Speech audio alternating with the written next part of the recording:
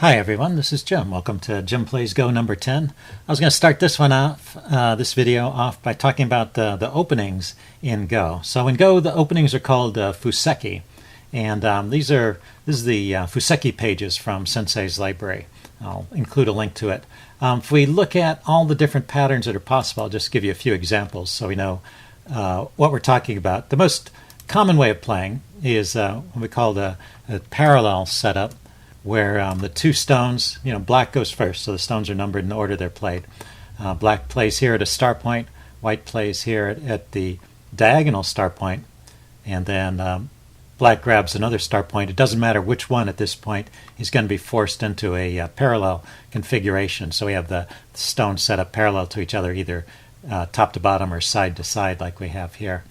But there are, you can play diagonal Fusekis as well. So here's an example where black played with one up here in the upper right corner near the star point. He didn't play right on the star point. And white played parallel to that one. And that gives black the opportunity to go and grab a diagonal corner. And so this is a diagonal Fuseki of some kind. This is, I sort of avoid these, and these are not so common because they can lead to, it seems like complicated positions where your forces are somewhat disconnected. I wanted to talk about a couple of common Fusekis that start from the parallel Fuseki. So this started out as the black stones were parallel to the white stones. Let's see, black played on a star point here with his first move. White grabbed the diagonally opposite corner to prevent black, I guess, from doing a diagonal Fuseki. And then black grabbed the parallel corner down here. But for this particular Fuseki, the detail is important. He's put this stone one space below the star point here, the 4-4 point. White has grabbed the other 4-4 point, the star point, and then on his fifth move, black plays here. So this is kind of an interesting setup. Black is going for what looks like grabbing a lot of space on the side, and he's not invading immediately. So this is one way to play, which looks kind of interesting. I don't play that way so much. So let's give an example here that's more closer to the way I play. This is the Korean Fuseki. And if we look at the first two stones, it starts off similarly, one here in the corner, and two diagonally opposite.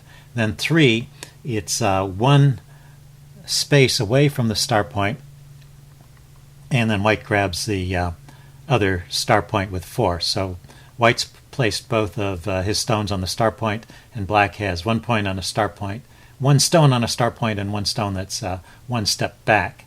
And then the fifth move, instead of playing a sort of territorial move, the fifth move back here would be kind of claiming this space for black. Instead, it's a more aggressive move. It's 5 here, trying to invade potentially into this corner, prompting white to respond with a strengthening move here with 6, and then backing off to 7 here. So invading and then backing off. And then black has grabbed some space over here, and and then the upper two corners are still to be decided, and white has been strengthened in this corner. So it's an interesting way to play. It's sort of a combination of grabbing territory down here, but also trying to invade and cause trouble for white in this corner as well. So I tend to play like this. I tend to play a couple stones near the star points, and then for my fifth move, if I have black, for the fifth stone, I guess it's my third move from my point of view, I would tend to play some kind of invading move up here or down here. And now I don't know the details of any of these openings. I'm just giving these as examples, so I don't know. I would often be tempted to play the move 5 up here, invading at this corner rather than down here, and I don't know what the difference is between those two moves, if there is a difference. It would not be the same Fuseki, it would be something different, but I don't know the consequences of that.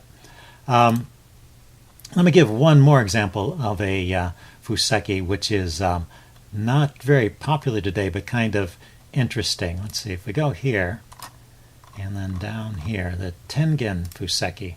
So the Tengen is the center point, and this is an example of a Fuseki where black, or actually white has allowed black to play diagonal setup. So the first stone was placed here in the corner, second stone by white was placed here, the third stone then, this allows black to grab the diagonal, which he does, and then white plays a fourth stone here, and then the fifth stone from black is to place it smack in the center. And this may seem like kind of a natural way to play, but it's very rare these days. But I mean, it seems like you're grabbing lots of space. You grab the corners and you grab the center of the board. Of course, it's lots of routes for white to invade, and I think that's the problem. The center is very difficult to defend because it can be invaded from all sides.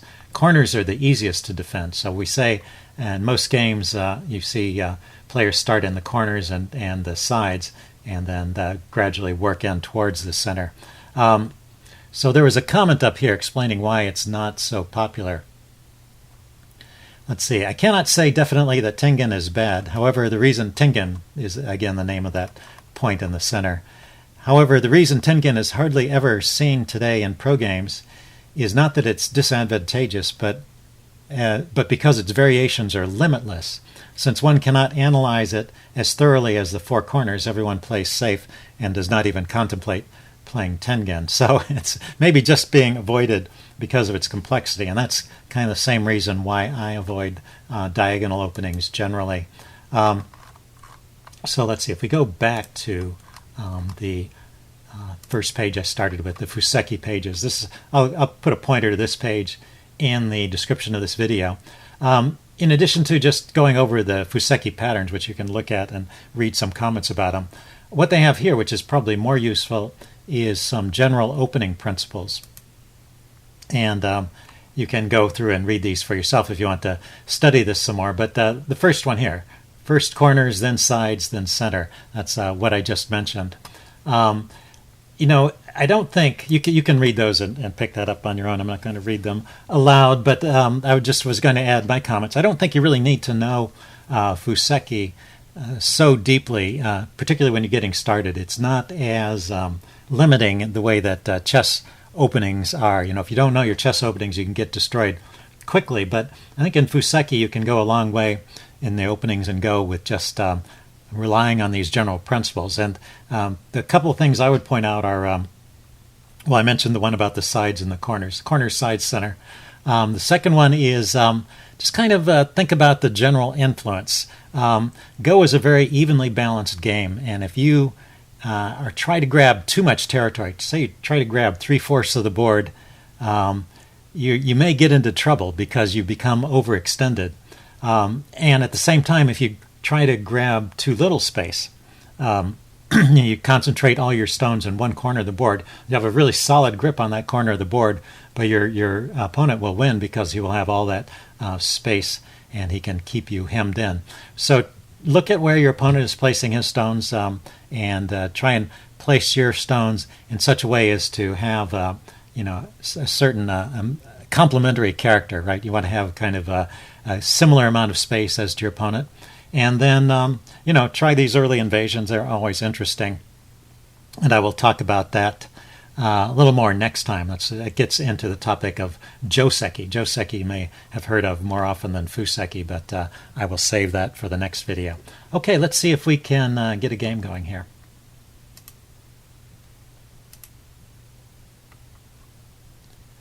Okay, we're waiting for a game. This is still a 13 by 13 game. I have a different idea for my strategy in these 13 by 13 games, and I'll try and demonstrate it here, which is there's more, there's less center because the board is smaller. So the corners and sides, I think, are even more important. So I've been playing, instead of playing on the star points, I've been trying to play on the 3/3 points and just have a really solid setup in the corners, and I'll see if I can demonstrate that in this game. Okay, looks like we got a game. Black played here. So I'm going to play diagonally so that he can't play diagonally. So I'm going to get the sides. And I put my stone on the 3/3 point, as I mentioned. That's why it was so quiet. I had the sound off. Okay, so he played there, immediately attacking. So that's a bit rare. Let's try and surround that stone. Let's see, Mono Brescu, 20Q, and I'm at 18Q currently. Okay, so he strengthened that stone. I'm going to strengthen this one. And he goes there. So he can get a share of the corner this way. I think I can play here. Don't want him to have too much influence over here. Or too much space, rather. So if he cuts here, I can surround it and atari it. And then if he extends, I can surround it here. Yeah, I thought that lost a stone. But it puts this stone in atari. That's the problem. So let's think about this. I attack this stone. He plays here and captures that stone. So I need to reinforce that stone. Maybe he wins this one then. So I probably misplayed that corner. Yeah, he surrounds this guy.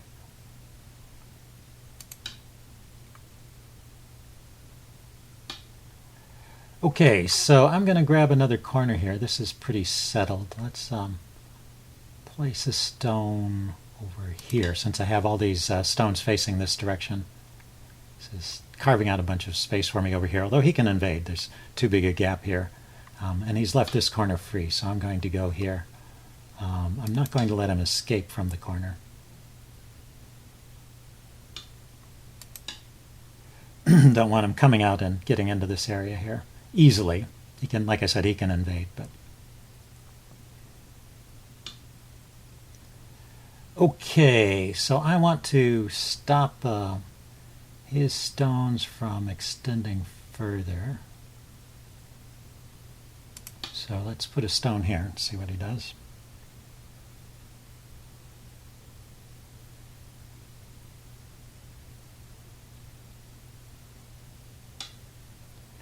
He surrounds this guy, so I think, well, let's think. If I place a stone there and he attacks it, I attack here, he connects.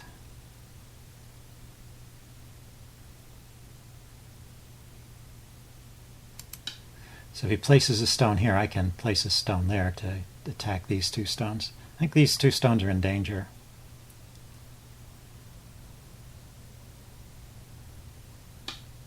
Yeah, so he connected there. So let's see. My stones might be in a bit of danger there. Do I want to... okay, that puts this stone in atari. He defends, attacks this stone. So I think I'm going to win one of these stones. Not that that's a big deal, but it kind of, I want to stop him from expanding too much. I want to get some influence. Well, you know, I have that corner here. I should probably, I could add to my influence over here. I could go for this open corner here that's unclaimed. Okay, so the importance of taking that stone was that it defended these stones over here, so he can't easily capture them. That was the other point here.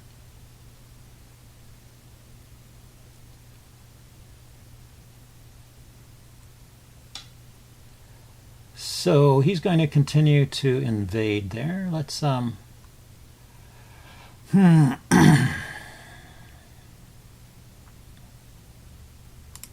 in spite of what I said about the 3-3s. Well, I got my 2 stones on the 3-3 there and there, but I'm going to try and grab some more space over here and keep him confined to the wall. If he wants to continue to play along the wall, that's not gaining any space for him.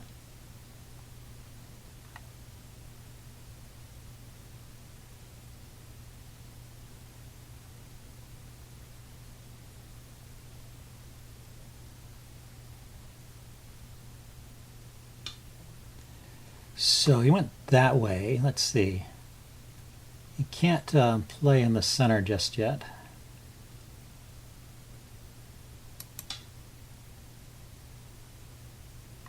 This area here is not. He can't place a stone there. That's suicide. He has to surround one of these groups first, which he's not yet done that. And when he surrounds the group, then I'll fill in here. That's my plan. I'm not trying to make an eye there. I'm just trying to keep that group alive, and it'll connect up with something down here on the bottom.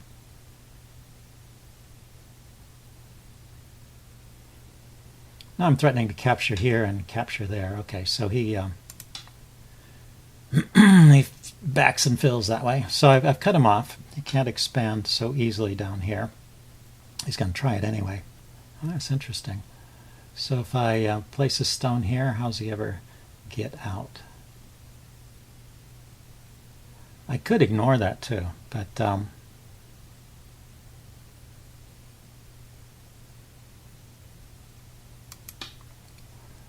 I don't want that to grow into an infestation. I want to keep it surrounded, not let it expand. Yeah, he's playing in a kind of a funny style. Okay, so now let's he's going to maybe build some influence over here. So let's add some stones in this part of the board here. I want to make sure he can't easily invade over here. Maybe expand. Yeah, he's already trying it. I want to limit this stone. I don't want my stones to get cut off. I have to be careful about that. So again, it's not so much about attacking that one stone as it is about making sure these stones can live by having a way to expand.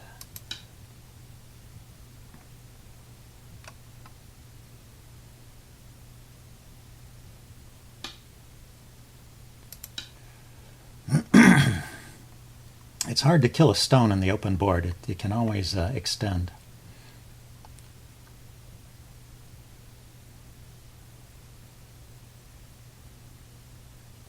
This is a dense little group here that maybe I could surround. It has 3 liberties. 1, 2, 3. Okay, I want to stop that group from growing. And also strengthen this group to make sure it doesn't run out of liberties. And I was getting close to getting captured, right? It was down to one space over here. So let's grow a little bit. Make sure I have some room to grow here on this group of stones.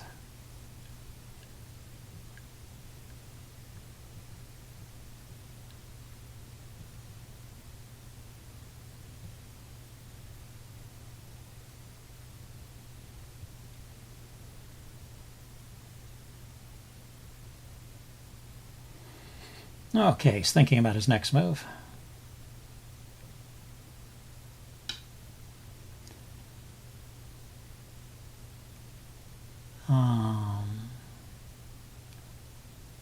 I think I want to keep growing. I want to make sure this group is really safe over here, and I don't know that these stones are really going anywhere.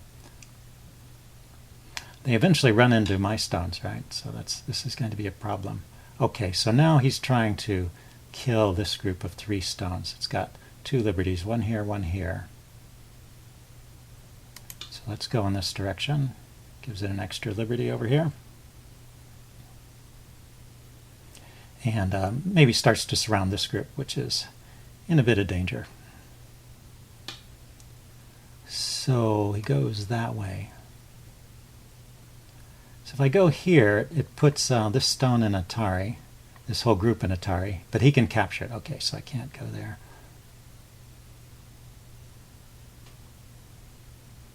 Yeah, let's go this way.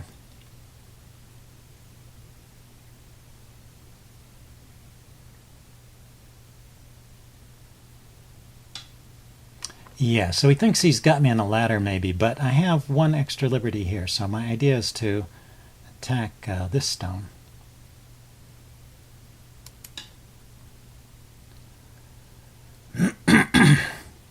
Give myself an extra liberty here.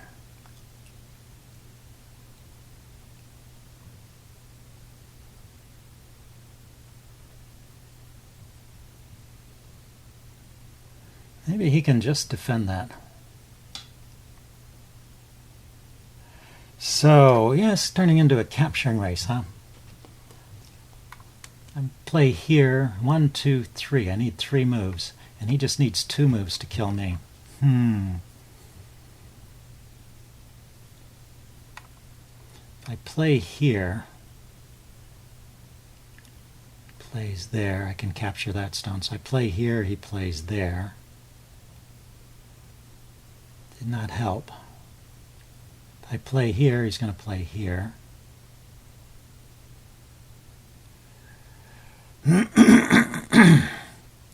Okay, I don't want to keep extending those stones if they're going to get captured. That would be a big mistake.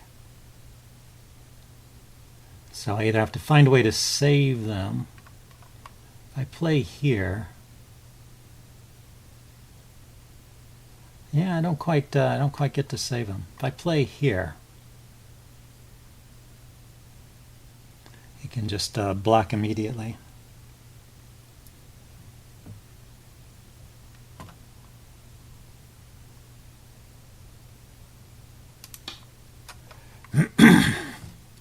Yep, so he can capture those stones. I blew that.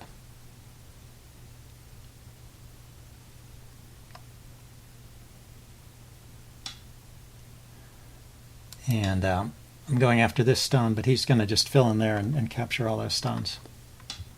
So let's build a little space in this direction. So we got, yeah, a nice little cluster of stones there in the center.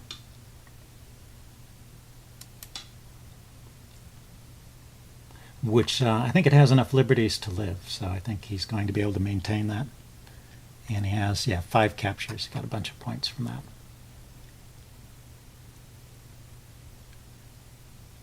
So interesting fighting play from my opponent. His strategy, I think, is a little weak because he seems over-concentrated, but his attacking skills seem good.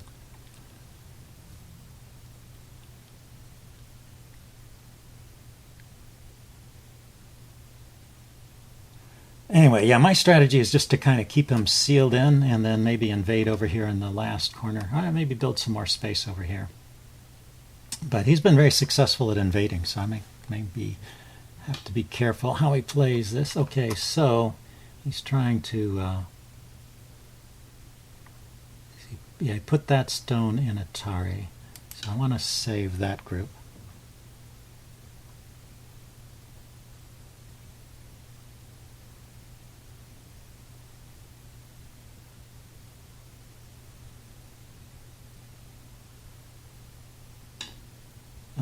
What I want to do is make sure that this is safe over here too, so he can't invade and take away the liberties from this group. So this is all connected from here to here. This group can connect to one of these stones, either here or here it can connect. So this will live. And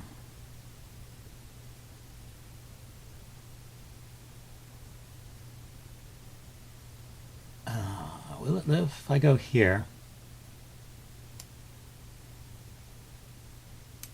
He can't play in here just yet.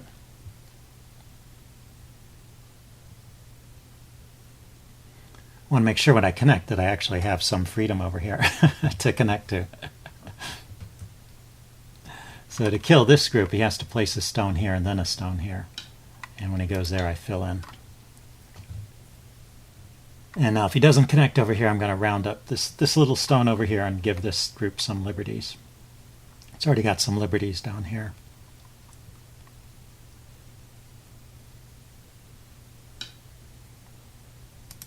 And he is trying to invade in this corner.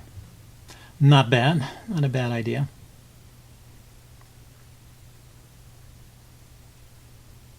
I'm once again going to try and keep him walled off into that corner and build my space over here. Limit the amount of territory that he can get.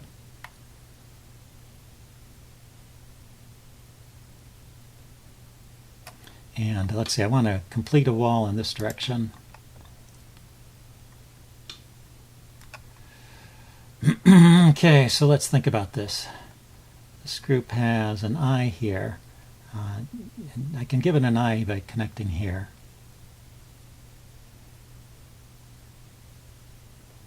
And or I can try killing this group over here.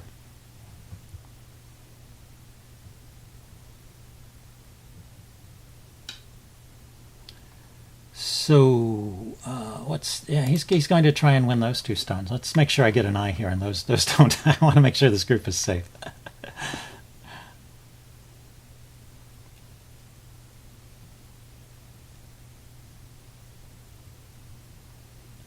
And then I want to surround this group on the outside, so he can capture that stone. Those 2 stones. And the question is, does he have... Yeah, he has 2 eyes here. He just has to connect there. So he has a little group in the corner that lives.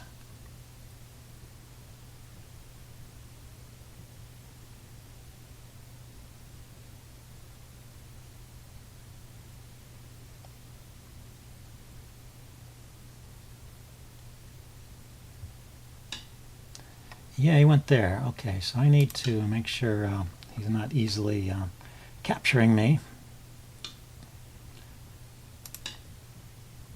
I was worried about this group down here. This group is safe. This is connected to set up with 2 eyes. So,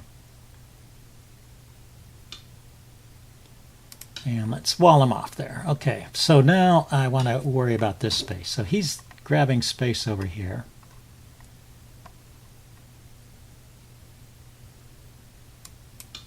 So let's invade over here. If I can grab this territory over here, I think I'm doing okay.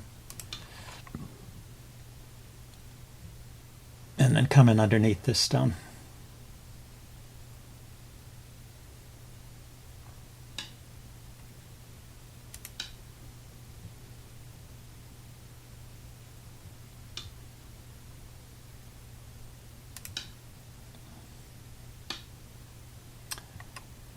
So let's see, what's the best way to do this? Can I go here and live?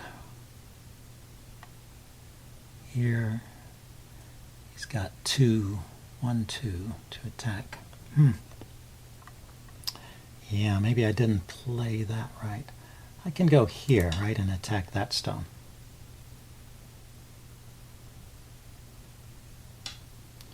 And then I can attack this stone.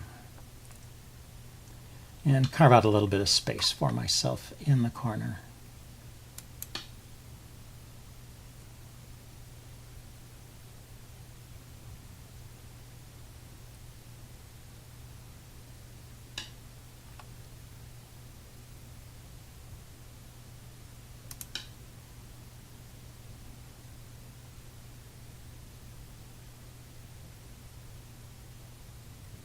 And he can capture this stone. I guess he's getting a lot of space over here.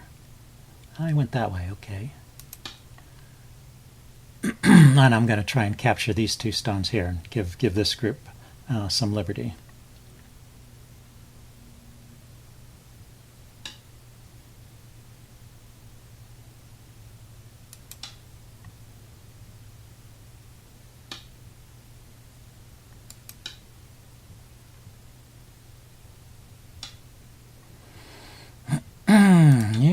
He's tricky.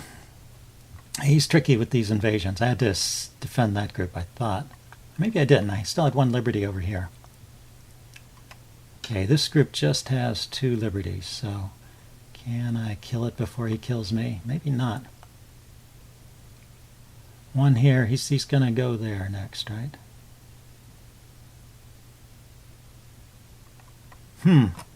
Okay, let's start walling it off up here. Like I said, this guy is good at fighting. So can his group live? Can my group live? This has 1, 2, 3, 4 liberties, but I've got to capture these stones to free this group. It's otherwise surrounded. So I've got to come in here and prevent him from forming 2 eyes. And he's going to try and get 2 eyes there. So I'm threatening to capture here. And I'm threatening to capture here.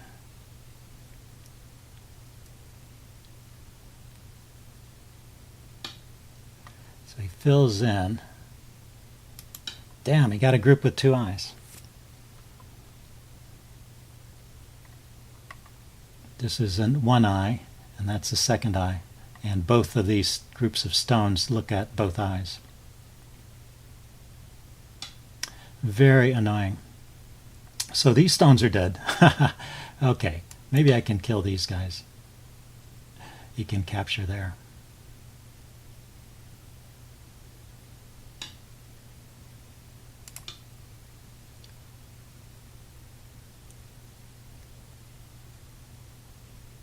He has to fill in here.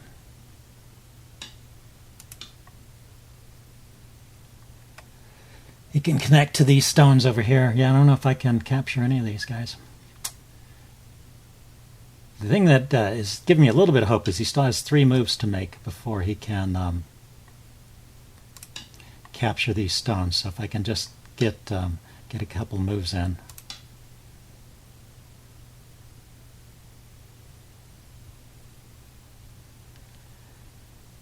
But I've got to kill something here to. Yes, isn't working out at all. He's going to kill my stones before I kill his. Wow, that's amazing.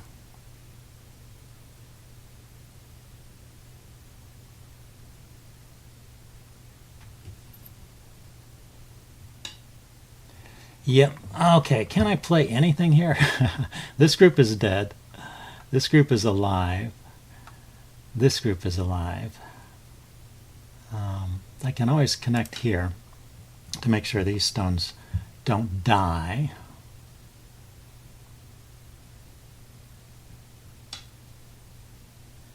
And yeah, I can play here maybe. Try and cause a little trouble.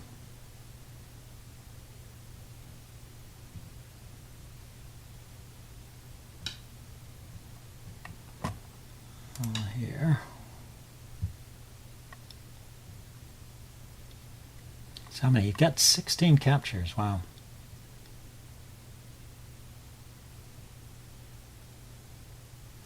And he has more territory than me. So can I do something to get him to fill in here?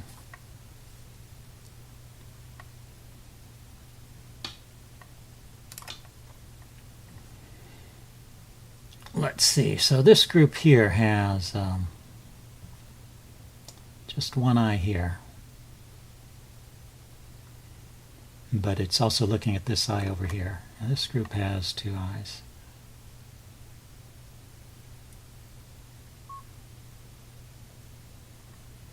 Yeah, I don't see any way to make progress. Okay, end of game. Let's see how it turned out. It looks like, yeah, he got these stones, I got that stone. And, hey, did a good job.